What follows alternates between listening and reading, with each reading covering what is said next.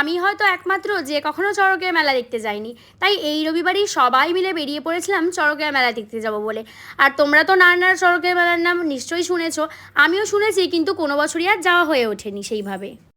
আমি তো এই প্রথমবারই গেলাম, আর গিয়ে আমি তো একটু অবাকই হয়ে গিয়েছিলাম, কারণ চারিদিকে যেদিকেই তাকাচ্ছি সেদিকেই দেখছি বিশাল বড় বড় সাইজের কুমড়ো। আর আমি তো প্রথমে ভাবছিলাম যে আমি এটা চড়কের মেলাতেই চলে এসেছি নাকি কোনো কুমড়োর মেলাতে চলে এসেছি।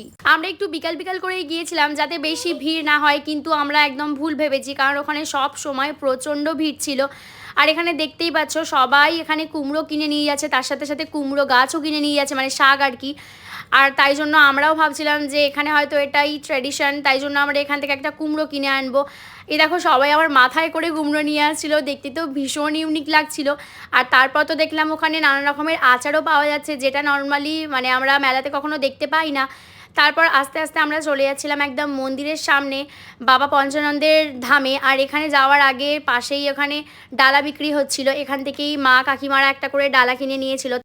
তারপরে আমরা ঠাকুরের পুজো দিয়ে দিয়েছিলাম, কিন্তু আমি ওখানে কোনো রকম ভিডিও করিনি। আর তারপর বাইরে বেরিয়েই আমার কাকিমা আর মা মিলে ওখান থেকে কুলের আচার আর তেঁতুলের আচার কিনে নিয়েছিল। যদিও আমি আচারের প্রতি অতটাও বেশি আমি প্রেমী নই, কিন্তু খাই, সেইভাবে খুব বেশি খাই না।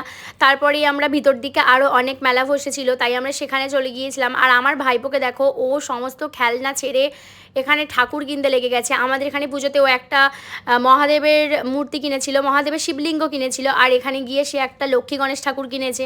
আর চারিদিকে এত বিশাল বড় বড় কুমড়ো আর কুমড়ো শাক দেখেছিলাম, তোমাদের কি বলবো। তারপর আমার ভাইও এখানে একটু কুমড়োর দামাদামি করতে শুরু করে দিয়েছিল, অবশ্য খুব বেশি দাম বলছিল না। এই গোটা গোটা বড় বড় কুমড়োগুলো 100 টাকা 80 টাকা করেই দাম বলছিল। আমার আবার এই কুমড়োটা খুব পছন্দ হয়েছিল, কিন্তু আমি তো অত বুঝিও না, তাই নিইও নি। আর তারপরে আমরা ভাবছিলাম যে একটু খাওয়া দাওয়া করব, কিন্তু এখন আর কি বেশি খাওয়া দাওয়া করবো এই বিকালবেলা, তাই জন্য সবাই মিলে চলে গিয়েছিলাম একটা লস্যির দোকানে। আর এই দাদাভাইগুলো খুব ভালো লস্যি বিক্রি করছিল 20 টাকা করে, তাই আমরা ওখান থেকে একটা করে লস্যি খেয়েছিলাম। তারপর আমরা একটু কানের দোকানেও গিয়েছিলাম, কারণ আমরা মেয়ে মানুষ, মানে কানের তো আমাদের দেখতেই হবে। তারপর এখান থেকে জিলিপি বাদামও কিনে নিয়েছিলাম। আর একদম আসার সময় এখানে আমার দাদা চলে গিয়েছিল একটা বিশাল বড় কুমড়োর দোকানে, আর এখান থেকে দাদা একটা কুমড়ো নিয়েই নিয়েছে। এটার দাম নিয়ে নিয়েছিল 80 টাকা না 100 টাকা কিছু একটা।